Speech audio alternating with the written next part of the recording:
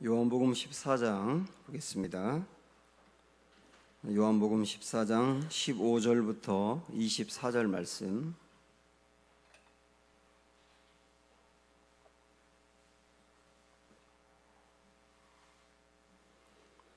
요한복음 14장 15절부터 24절 말씀까지 봅니다.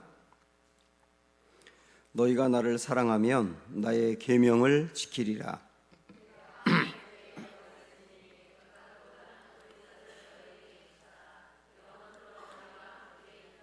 그는 진리의 영이라. 세상은 능히 그를 받지 못하나니 이는 그를 보지도 못하고 알지도 못함이라. 그러나 너희는 그를 아나니 그는 너희와 함께 거하심이요 또 너희 속에 계시겠음이라.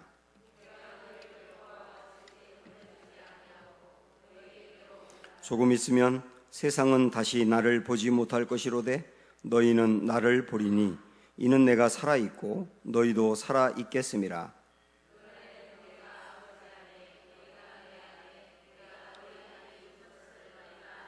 나의 계명을 지키는 자라야 나를 사랑하는 자니 나를 사랑하는 자는 내 아버지께 사랑을 받을 것이요 나도 그를 사랑하여 그에게 나를 나타내리라.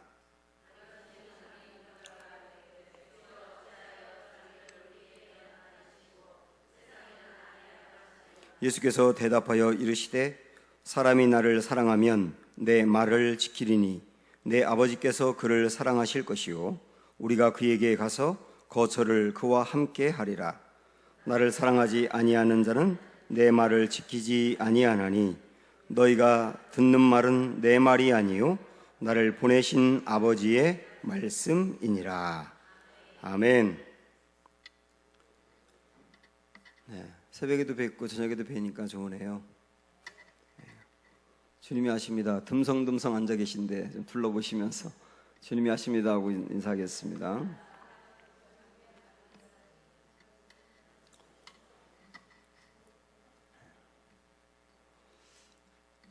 우리가 주님을 사랑한다. 이게 참 얼마나 귀한 얘기입니까?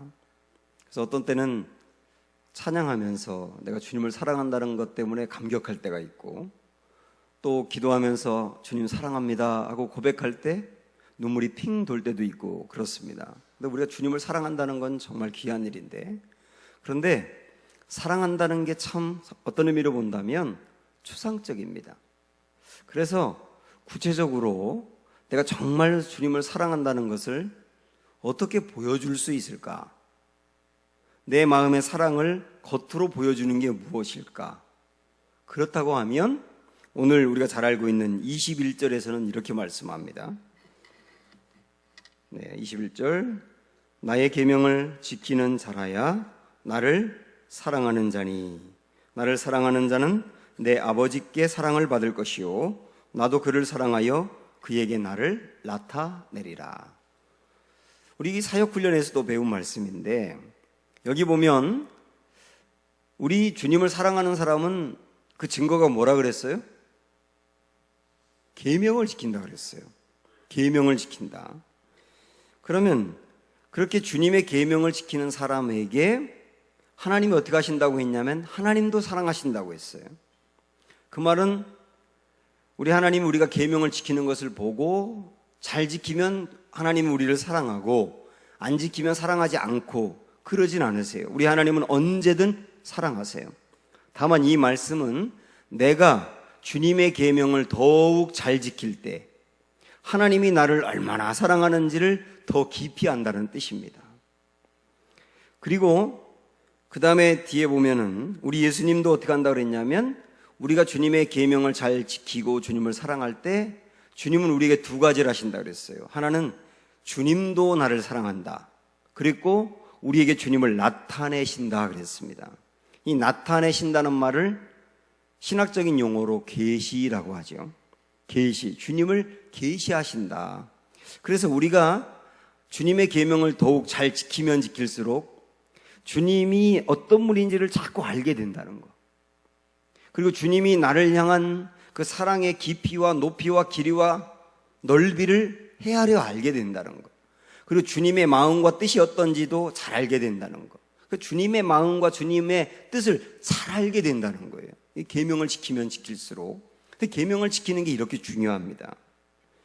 그래서 우리 주님이 너희가 내 계명을 지키면 내가 너희에게 나를 나타내리라 그렇게 이해하니까 그 다음 이제 22절 보면 그 제자 중 한 명이 오해하는 내용이 나오는데요.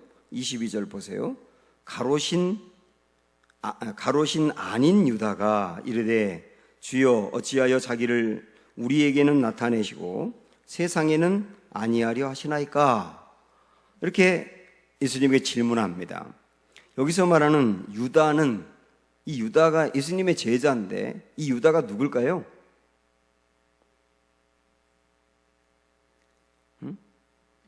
이거는 여러분 수요일 날 나오신 분이니까 이 정도는 이게 알고 계시면 좋을 것 같아서 말씀드리는데 여기서 말하는 예수님께 질문한 유다는 누구죠, 권사님? 가롯 유다? 가롯이 아닌이라 그랬잖아요. 그러니까 가롯 유다가 아닌 유다가 예수님의 제자 중에 또 있었다는 거예요. 이 사람이 다데오를 말하는 겁니다. 그래서 한번 누가복음 6장 16절 한번 가보실까요?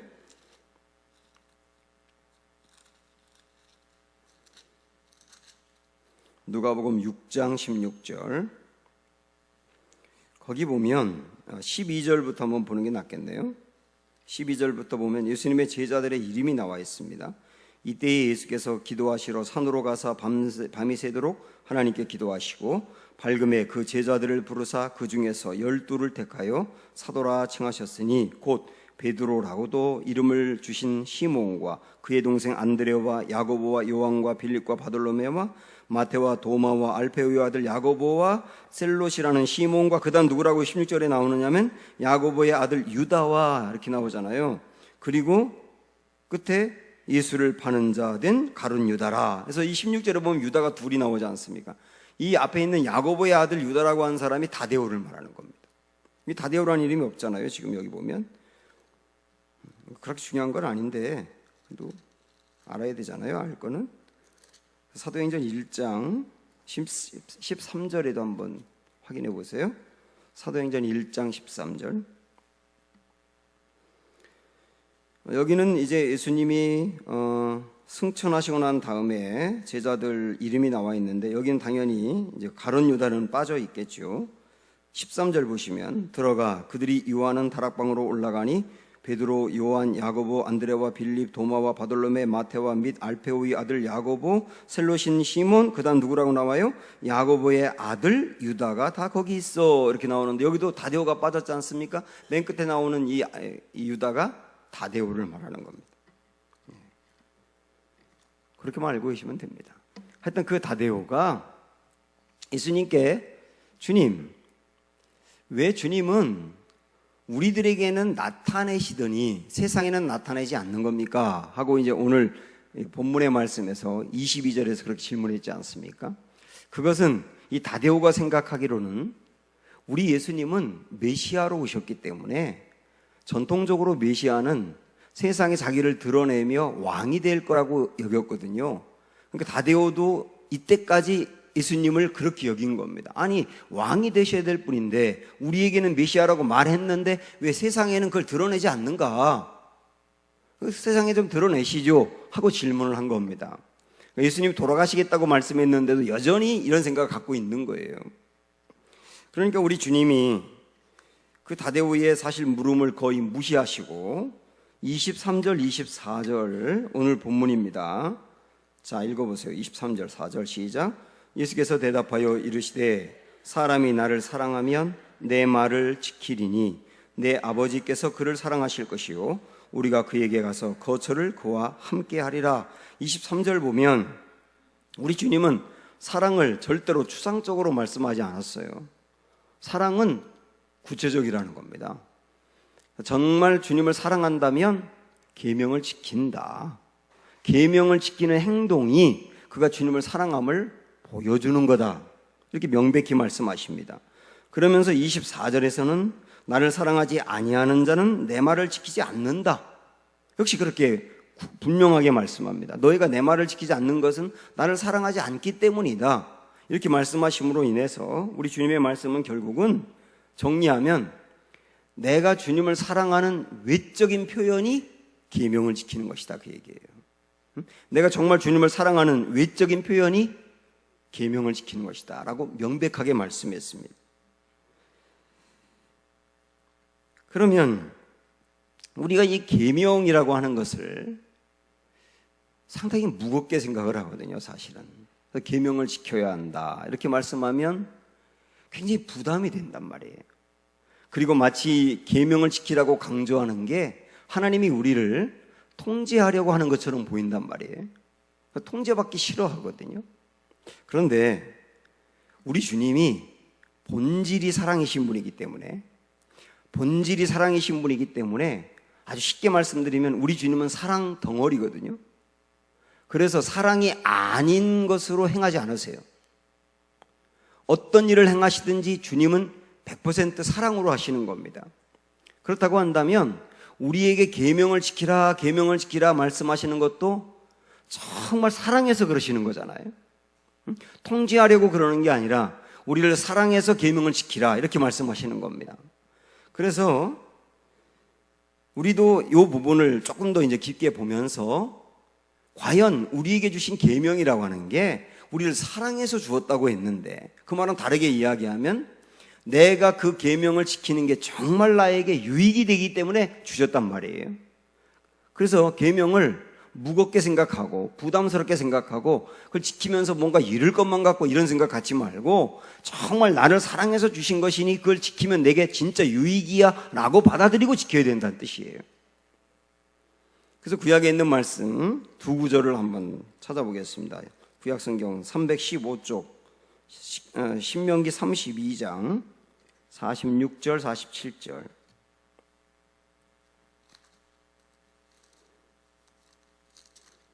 신명기 32장 46절 47절. 여기 보면 계명을 우리에게 왜 주셨는지 아주 분명합니다. 찾으셨죠? 시작. 46절. 그들에게 이르되 내가 오늘 너희에게 증언한 모든 말을 너희의 마음에 두고 너희의 자녀에게 명령하여 이 율법의 모든 말씀을 지켜 행하게 하라. 그 다음에 47절. 이는 너희에게 헛된 일이 아니라, 그 다음 뭐라고 말씀했어요? 너희의 생명이니 이 일로 말미암아 너희가 요단을 건너가 차지할 그 땅에서 너희의 날이 장구하리라. 분명히 그랬지 않습니까? 여기 우리의 계명을 주신 이유가 우리에게 생명이기 때문에 주셨다는 거예요. 이 말은 뭐냐면 우리가 하나님이 주신 계명을 지키면 지킬수록 우리에게 생명이 넘치게 된다는 거예요. 영적 생명이 넘치게 돼 있다는 거예요. 이 말은 계명을 지키지 않으면 지키지 않을수록 우리의 삶의 생명력을 빼앗긴다는 뜻도 되는 겁니다. 예를 들어서 우리 주님이 십계명에서 말씀하신 안식일을 지키라. 안식일 날은 일하지 말고 그날은 예배를 드리라. 이렇게 말씀했지 않습니까? 그게 하나님이 우리에게 예배 받고 싶어서 예배를 드리라고 한 부분도 있긴 있어요. 왜냐하면 우리 예배 드리는 걸 굉장히 좋아하시거든요. 그러나 만약에 하나님이 이런 안식일을 거룩하게 지켜서 일하지 말라라고 하는 조항을 주시지 않았다면 사람들은 기본적으로 욕심이 많아요. 그래서 돈을 좋아하기 때문에 분명히 안식일에도 돈 벌려고 할 겁니다. 그러면 하루도 쉬는 날이 없이 매일 돈만 벌려고 할 것이고, 그러면 돈을 벌면 벌수록 욕심은 더 많아질 것이고, 그러면 쉬지 않고 일하다 보니 나중에 그 몸이 병에 걸릴 수밖에 없고, 하루도 가족과 함께 쉴 수 있고 대화할 수 있는 시간이 없다 보니 가정은 엉망이 될 테고, 하나님께 예배를 드리지 않게 될 테니 그의 영혼은 후패해 갈 것이고, 그래서 그에게 유익될 게 하나도 없는 거예요. 그래서 우리에게 거룩히 지키면서 예배를 드리라고 하신 것은 하나님이 우리를 예배 받고 싶고 통제하기 위해서라기보다는 우리의 뭐를 위해서? 유익을 위해서. 그래야 우리에게 생명이 넘치니까요. 분명하지 않습니까? 생명이 넘치니까요. 그 레위기에서 그 음식 중에 이걸 먹어라, 이건 먹지 말라 이렇게 하나님이 규정한 말씀이 있지 않습니까? 먹어라, 먹지 말라, 먹어라, 먹지 말라. 그 말씀은 그때 당시에 그 중동 지역에 사는 이스라엘 백성들에게 먹지 말라고 하는 음식은 그거 먹으면 위생상 도움이 안 되는 거기 때문에 먹지 말라고 한 거예요. 대표적으로 돼지고기. 돼지고기는 그 지역이 너무 덥기 때문에 금방 부패해 버리거든요. 그래서 돼지고기를 용인하지 않은 것 중에 그 이유 중에 하나는 그 용인하게 되면 부패한 음식을 먹고 그의 건강이 큰 어려움이 생길 것 같으니까 하나님이 아예 건강을 보호하는 그 측면에서 먹지 말라고 하는 부분이 굉장히 많거든요. 이걸 봐도 주님이 율법을 주신 이유는 우리의 생명을 위해서다. 지금도 하나님 성경에 말씀하신 모든 조항, 설교를 통하여 강단에서 선포되는 말씀, 그게 계명과 관련된 말씀, 뭘 하라 하지 말라라고 하는 말씀, 여러분 들을 때 부담으로 듣지 마시고 나에게 생명이기 때문에 주신 것이다. 아멘. 이렇게 받아들이셔야 된다는 겁니다. 또 하나 비슷한 말씀인데 이번에도 신명기 말씀인데요. 자, 271쪽 한번 보세요. 신약 구약성경 271쪽 신명기 6장 24절 25절 24절 25절 신명기 6장 시작. 여호와께서 우리에게 이 모든 규례를 지키라 명령하셨으니 이는 우리가 우리 하나님 여호와를 경외하여 그다음 뭐라고 말씀합니까? 항상 복을 누리게 하기 위함이심이며 또 여호와께서 우리를 오늘과 같이 살게 하려 하심이라. 우리가 그 명령대로 하신 대로 그 모든 명령을 우리 하나님 여호와 앞에서 삼가 지키면 그것이 곧 우리의 의로움이니라 할지니라. 여기도 분명히 나와 있지 않습니까? 하나님 우리에게 계명을 주고 지키라고 하신 이유가 뭐라고요? 우리에게 항상 복을 누리게 하려고 계명을 주었다는 거예요. 그래서 가만히 이제 여러분께서 구약에 있는 율법도 그렇고 신약에 있는 예수님이 특별히 산상수훈으로 주신 율법 같은 것도 그렇고 하나하나 전부 다 보세요. 그걸 지킬 때 내게 복인지 아닌지 하나하나 다 보시라고요. 십계명만 놓고 보더라도 십계명 하나하나를 보시면서 이걸 지킬 때 내게 복인지 아닌지를 보시라고요. 이걸 안 지킬 때 내게 화인지 아닌지를 보시라고요. 하나하나 다 보면 결국 지킬 때 내게 다 복입니다. 안 지키면 내가 다 화가 되는 것이고 그래서 계명을 주신 것이다. 그렇다고 한다면 우리 이제 이런 결론을 내릴 수 있습니다. 하나님이 우리에게 지키라고 말씀하신 명령, 결론은 이거예요. 요한 1서 5장 3절 말씀, 신약성경 392쪽 요한 1서 5장 3절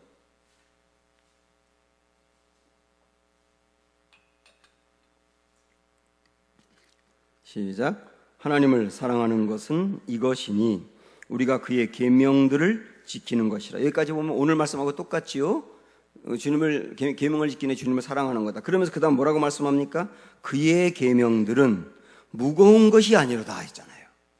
무거운 것이 아니로다. 무거운 것이 아니로다라고 하는 말은 지킬 수 있는 것이다예요. 지킬 수 있는 것이다. 그리고 무거운 것이 아니다라고 하는 말은 우리에게 부담을 주려고 준 게 아니다. 우리에게 복을 주려고 주신 것이며 생명을 주려고 주신 것이고 그걸 지키면 지킬수록 정말 우리 인생에 생명과 복이 흘러가기 때문에 주신 것이니 무거운 것이 아니다. 이게 계명을 주신 이유에 대한 결론입니다. 그러므로 사랑하는 여러분, 이 계명을 안 지키면 벌을 받을 것 같으니까 계명을 지켜야 되겠다. 이게 율법적이잖아요. 이 계명을 지키면 지킬수록 나의 영혼과 나의 육신에 정말 복이 임한다. 그래서 지키는 게 내게 기쁨인 것이다. 이렇게 지키는 게 복음적인 거잖아요. 이렇게 모든 주님의 율법을 지켜나가는 은혜가 있기를 축복합니다. 그럼에도 불구하고 율법을 온전히 지키는 것은 정말 어려운 일입니다. 여전히 우리가 율법을 지키지 못하고 넘어지기도 하고 항상 그 율법에 또 넘어지기도 하고 그 실질적으로는 율법을 온전히 지킨다는 게 정말 어려운 일이잖아요. 그래서 오늘 말씀에서 나의 계명을 지키는 자라야 나를 사랑하는 자다. 그 나를 사랑하는 자를 우리 주님도 사랑하시고 또 우리 예수님도 우리를 사랑하여서 주님을 나타내신다 그랬다. 우리가 율법을 지키지 아니하는 것은 주님을 사랑하지 않는 것이다. 그러니까 지켜. 이렇게 끝났다면, 오늘 말씀 이렇게 끝났다면 율법을 지켜야 되는 우리가 참 부담도 많이 되고 율법을 지키지 못하고 넘어질 때 굉장히 좌절을 하고 우리의 힘으로 율법을 지키려고 애써야 된단 말이에요. 우리의 힘으로 율법을 지키는 게 얼마나 어렵습니까? 그래서 우린 여기서 율법을 우리에게 지키는 것이 우리에게 유익이다 이렇게 말씀하시고 그 율법을 어떻게 하면 지킬 수 있는지도 말씀하셨다는 걸 아셔야 됩니다. 그냥 우리에게 지켜, 네가 지켜, 율법은 좋은 거니까 지켜 이렇게 주고 끝난 것이 아니고 좋은 것으로 주셨으면서도 어떻게 하면 지킬 수 있는지도 말씀하신 거예요. 자, 오늘 말씀을 여러분 다시 보시면 15절을 우리가 오늘 여기부터 읽었는데 다시 보시겠어요? 15절 시작. 너희가 나를 사랑하면 나의 계명을 지키리라 이랬지 않습니까? 이렇게 말씀하고 문맥상 자연스럽게 흘러가려면 21절로 이어져야 돼요. 21절로 이어져서 나의 계명을 지키는 자라야 나를 사랑하는 자는 이렇게 나가면 굉장히 매끄럽고 자연스럽습니다. 그런데 15절에서 21절로 넘어가야 자연스러운데 15절 다음에 16절부터 조금은 전혀 엉뚱한 얘기가 나와 있습니다. 문맥으로 보면 자 보세요. 15절 다시 보세요. 너희가 나를 사랑하면 나의 계명을 지키리라 이렇게 말씀하고 16절에서는 내가 아버지께 구하겠으니 그가 또 다른 보혜사를 너희에게 주겠다 이러면서 보혜사 얘기가 나온다고요. 15절과 16절은 동떨어져 있지 않습니까? 그래서 16절부터 20절까지 괄호로 묶으면 문맥이 잘 흘러갑니다. 그러면 여기서 생각을 해보셔야 돼요. 왜 주님이 우리가 주님의 계명을 지키는 게 주님을 사랑하는 것이다 라고 하는 거 말씀을 하시고 21절로 넘어가지 않고 16절부터 20절까지 주셨는지를 생각하셔야 됩니다. 여기에 이제 키가 있는 거예요. 16절부터 20절까지는 성령 이야기입니다. 우리가 이거 지난 시간에 제가 설교할 때 들었지 않습니까? 16절에서는 내가 아버지께 구하겠으니 그가 또 다른 보혜사를 너희에게 주겠다. 여기서 말하는 보혜사가 우리를 돕는 자이신 성령이잖아요. 성령을 우리에게 주시겠다 그러면서 그 성령은 영원토록 우리와 함께한다 이렇게 말씀했지 않습니까? 그리고 17절로 넘어가면 그 보혜사 성령은 우리와 함께 거하실 뿐만 아니라 끝에 보면 어디에 계신다 그랬어요? 우리 속에 거하신다고 말씀했잖아요. 그리고 18절에 가서는 성령님, 그 보혜사 성령님이 우리와 함께하면 우리를 고아와 같이 버려두지 아니하고 우리와 늘 함께하겠다 이렇게 약속하셨고, 그리고 19절부터 20절까지는 이제 주님이 우리와 안에 함께하면 그 우리와 친밀한 교제를 나누게 되는데 그 친밀함이 어느 정도 수준이냐면 하나님과 예수님이 누리는 친밀함 정도 수준으로 우리를 친밀하게 하신다는 거예요. 그 하나님이 예수님 안에 있고 예수님이 하나님 안에 있고 완전히 두 분이 하나가 된 것처럼 나와 성령님도 그런 수준으로 깊게 하나가 되어서 나를 돕는다라고 말씀합니다. 여기까지가 20절까지거든요. 그러니까 계명을 지키는 자가 나를 사랑하는 자다. 그러면서 그 다음에 나를 사랑하는 자가 계명을 지킨다는 말씀을 다시 하기 전에 그 사이에 성령 이야기를 왜 넣었을까를 생각을 해보십시오. 이제 왜 넣었을까요? 특별히 보혜사 성령님 얘기를 왜 하셨을까요?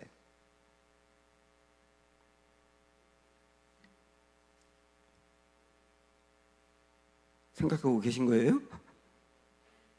왜 그 사이에 성령 이야기를 넣었을까요? 보혜사 성령님을 주님의 계명을 지켜야 된다라고 하는 말씀하시면서 그 처음과 끝 그 사이에 성령, 우리를 도우시는 성령 이야기를 말씀하시는 것은 우리가 주님의 계명을 지키는 것도 성령님이 우리와 함께하기 때문에 가능하다는 말씀하시는 거예요. 그걸 얘기하는 게 포인트라고요. 그래서 하나님이 우리에게 성령님을 보내주신 중요한 이유 중에 하나가 우리를 도우라고 보내셨는데, 특별히 우리의 어떤 부분을 도우라고 보내신 거예요? 주님의 계명과 율법을 잘 지키도록 도우라고 보내셨단 말이에요. 그래서 성령님이 내 안에 계시기 때문에 우리는 성령님의 도움을 받아서 율법을 잘 지킬 수가 있습니다. 근데 우리를 율법을 잘 지키도록 돕는 성령은 사실은 구약 성경에 예언이 됐어요. 그래서 그 구약 성경에 뭐라고 예언이 됐는지 여러분 아시는 말씀이지만 다시 가보겠습니다. 에스겔 36장 보세요. 지금 집중력이 조금 떨어진 것 같은데 좀 집중을 하시고 말씀 잘 보셨으면 좋겠네요. 1208쪽 에스겔 36장 26절 27절 보겠습니다. 자, 26절 시작.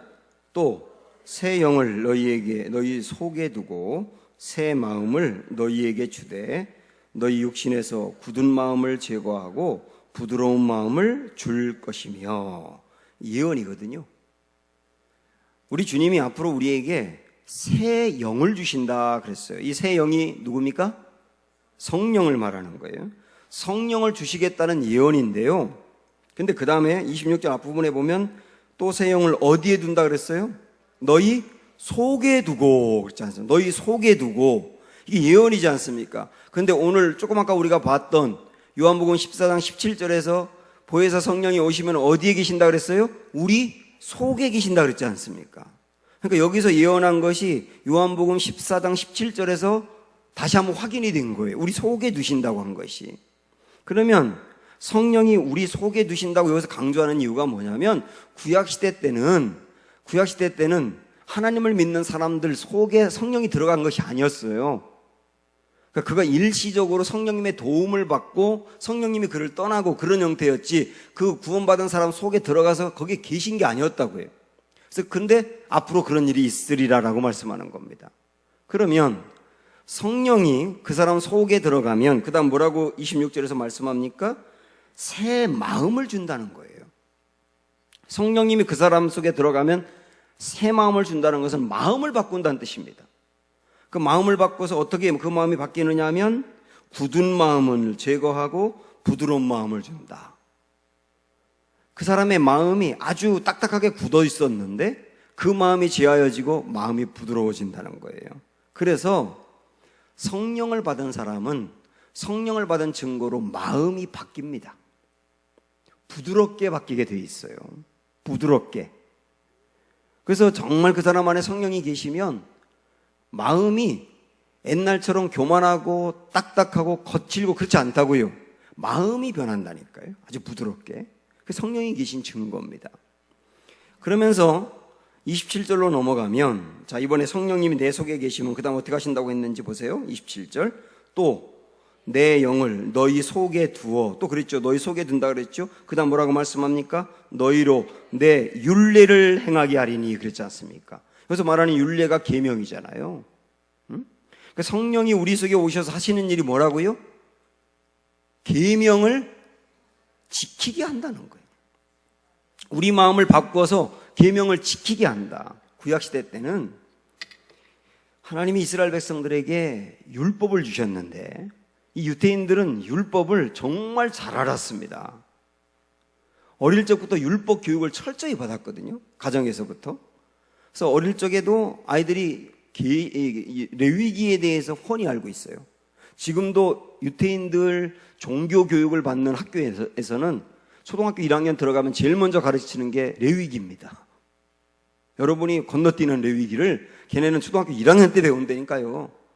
철저히 배우는 거예요. 그래서 오죽하면 뭐 손목에 메고 다니라, 이마에 붙여라, 문설주에 붙여서 집에서 나갈 때도 거기에 있는 율법을 읽고 나가고 집으로 들어올 때도 읽고 들어오고 철저히 교육을 내서 유대인들은 정말 율법에 대해서 많이 알고 있습니다. 그러나 많이 알지만 지키지 못하더라는 거예요. 그래서 하나님이 그게 안다고 지키는 게 아니라고 하는 한계를 발견해서 새롭게 약속을 주시는 게 뭐냐면 이제 성령님을 그 사람 마음에 두어서 아예 마음을 바꿔가지고 율법을 지킬 수 있도록 하겠다.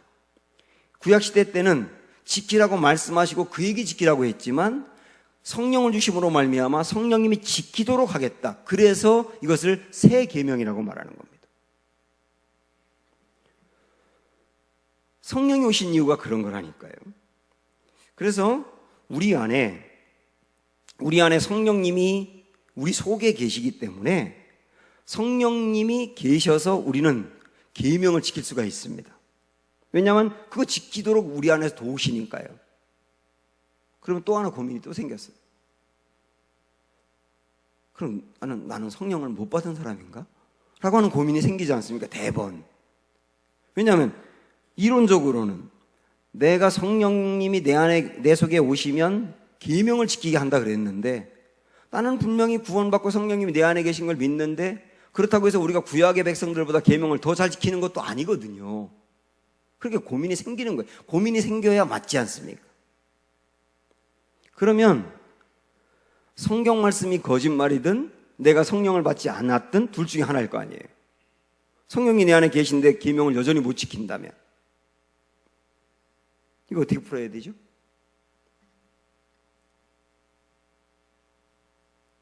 성령님이 내 속에 계시면 계명을 지키게 한다 그랬는데 성령님이 내 안에 계시다고 해서 자동으로 계명을 지키는 게 아니에요. 내 안에 계시니까 자동으로 지키는 게 아니라고요. 그래서 우리가 여기서 마지막으로 한 구절 말씀만 더 찾아보겠습니다. 갈라디아서 5장 16절.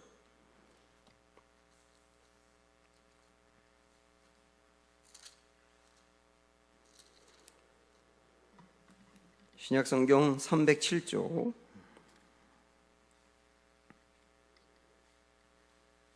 갈라디아서 5장 16절. 시작. 내가 이르노니 너희는 성령을 따라 행하라. 그리하면 육체의 욕심을 이루지 아니하리라. 이렇게 말씀했습니다. 육체의 욕심을 이루지 아니하리라. 그걸 다르게 밑줄을 쫙 긋고 다르게 표현한다면 계명을 지키리라예요. 계명을 지키리라. 성령을 따라 행하라. 그러면 계명을 지키리라거든요. 여기서 성령을 따라 행한다는 게 뭐냐? 성령과 연합한다. 성령과 교제한다. 성령과 친밀하다. 그것을 얘기하는 겁니다. 성령님은 내 안에 계시기 때문에 이 속에서 말씀하시고 나는 내 안에 성령님이 계신 것을 의식하고 내 안에서 말씀하시는 성령님의 음성을 들으면서 깨닫고 또 성령님께 묻고 성령님은 나에게 알려줘서 길을 인도하고 이렇게 나와 성령님 간의 이 깊은 교제가 되어서 성령님 말씀하시고 내가 따라가는 이런 삶이 되는 것이 연합이지 않습니까? 이 연합이 내 안에 계신 성령님과 나와 친밀한 연합이 될 때 그때 드디어 우리는 계명을 지키는 삶을 살 수 있다는 뜻이에요. 내 안에 계시니까 자동으로 되는 게 아니라 연합하는 삶을 살면 살수록 가능하다는 거예요. 그래서 우리가 계명을 지키기 위해서 애쓰고 노력해야 될 부분도 분명히 있지만은 무엇보다 중요한 것은 내 안에 계신 성령님과 친밀한 동행을 이루는 것. 그 친밀한 동행을 계속 이루어 나가는 상태가 유지되는 것. 그게 중요한 거예요. 그래서 내가 성령님과 친밀한 교제가 정말 잘 이루어지게 되면 반드시 계명을 지킵니다. 제가 이것은 설교 때도 그렇고 제자훈련 때도 그렇고 성령 수양에 가서도 몇 번을 말씀드렸는데 우리가 하나님의 말씀을 100% 지킬 수 있을까요? 100% 지킬 수 있을까요? 제가 100번을 질문해도 여러분 대답은 늘 100번 똑같아요. 지킬 수 없다고 늘 그러시거든요. 지킬 수 있어요. 그건 제 대답도 늘 똑같아요. 지킬 수 있어요. 단 내가 성령님과 친밀한 교제권에 온전히 들어가 있을 때라고 하는 전제가 붙는 거예요. 정말 내가 친밀한 동행을 주님과 이루게 된다면 그 상태에서는 계명을 지키는 겁니다. 그럼 우리가 왜 계명을 지키지 못하느냐 하면 나와 주님과의 친밀한 상태를 잃어버린 것이기 때문에 못 지키는 거예요. 제 말씀이 맞는지 들리는지 가만히 보세요. 여러분이 죄에 넘어져 버리고 율법을 지키지 않을 때의 상태를 보세요. 그때 친밀함이 무너져 있는 상태거든요. 근데 정말 친밀함이 내게 유지가 될 때는 죄를 이겨내고 율법을 지킨단 말이에요. 그래서 우리 신앙생활의 키, 우리가 구원받고 난 다음에 주님 나라 갈 때까지 계속 붙들고 가야 될 것이 뭐냐면 주님과의 동행이에요. 친밀한 동행. 그 상태를 계속 유지해 가는 것. 그걸 우리가 다르게 말하면 성령 충만이라 할 수가 있겠고 24시간 주님과의 동행이라고 할 수도 있을 거예요. 이 일을 위하여 붙들고 나아가셔서 주님이 우리 안에서 계명을 지킬 수 있는 은혜와 힘 주셔서 계명을 지킴으로 주님을 온전히 사랑하는 우리 모두 삶이 되시기를 주님의 이름으로 축원합니다. 기도하겠습니다. 오늘 우리에게 주신 말씀 마음에 붙드시고 오늘 말씀을 우리 기도 제목으로 바꾸어서 합심하여 통성으로 다 같이